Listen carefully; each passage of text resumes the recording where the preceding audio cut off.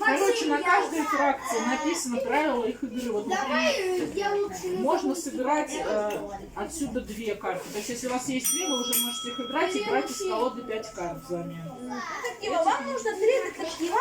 Я играю 3 фотоученых, беру 2 карты и 2 очка влияния.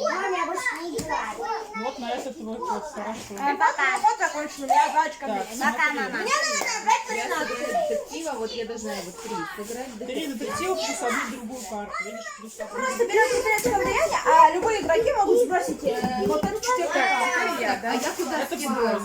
Жень, ты можешь карты, плюс еще одна. Зачем я их бросила? Или одну любую, то есть 4 всего. Я, допустим, играю вот эту карту вместе сюда. И беру 3 очка, потому что тебя И беру 3 очка влияния, да?